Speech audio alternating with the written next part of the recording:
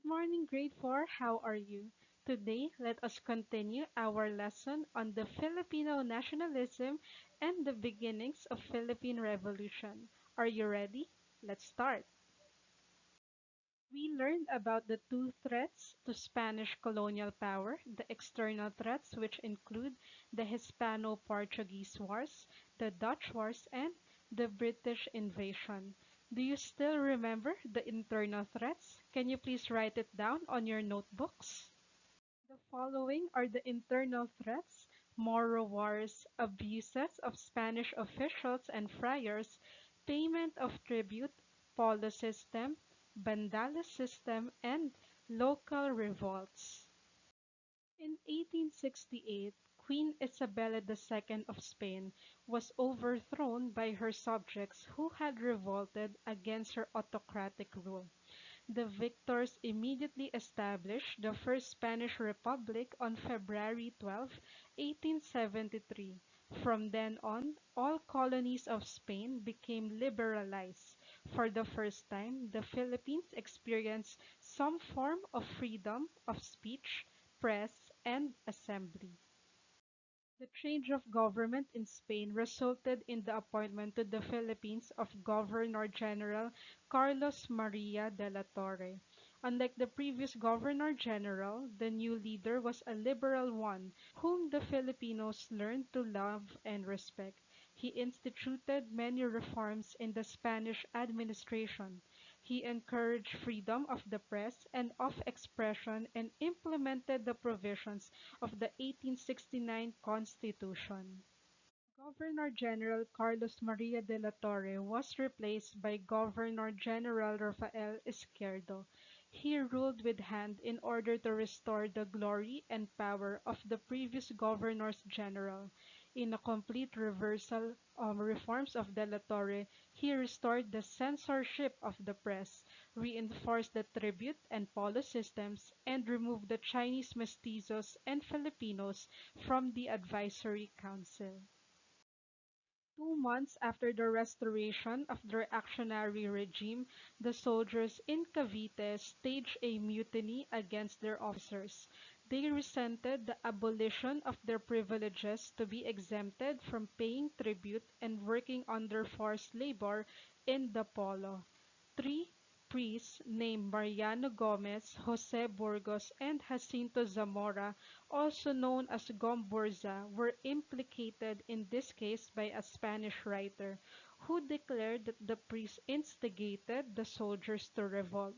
Though they were innocent of the accusation against them, the priests were declared guilty of sedition by a court biased toward the Spaniards. The three priests were then executed. The martyrdom of the three priests angered the Filipinos. It made them more determined in their struggle for freedom.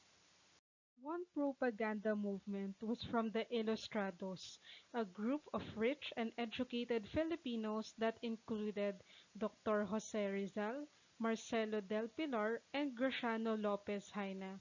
It was set up in 1872 by Filipinos living in Europe to raise awareness among Spanish people of the needs of the Filipinos.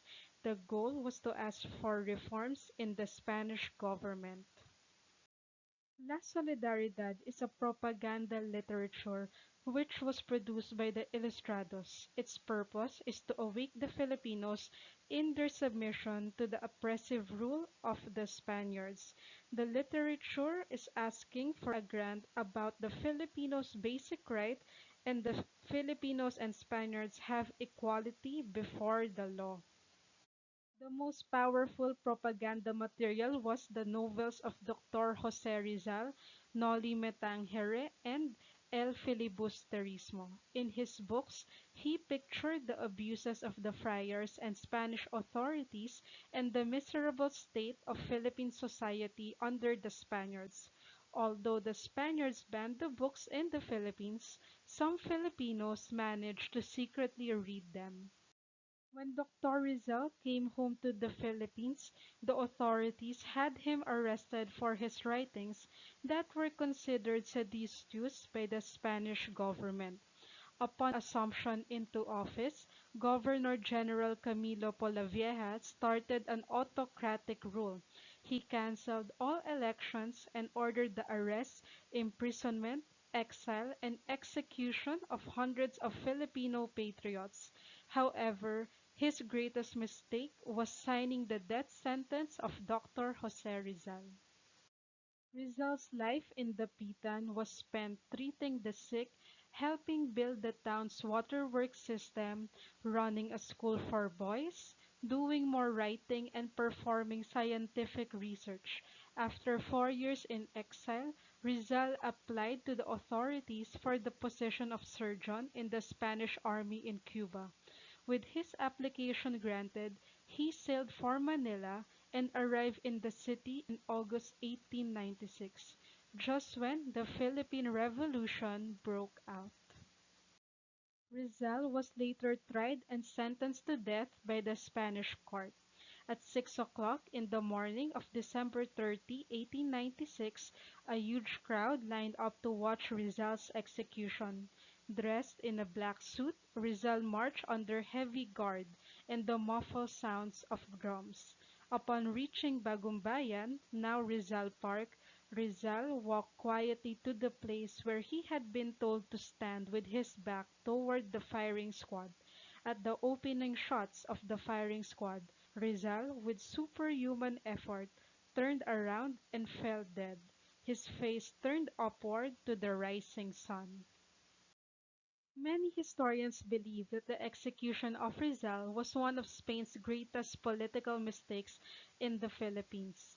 His death catalyzed the people's burning struggling for freedom. On Rizal's execution, Cecilio Apostol, a great Filipino poet, commented, "The bullets of the Spanish firing squad have killed Rizal, but Rizal's nationalistic ideas had destroyed the Spanish Empire. Rizal's name would live forever in the hearts of Filipinos."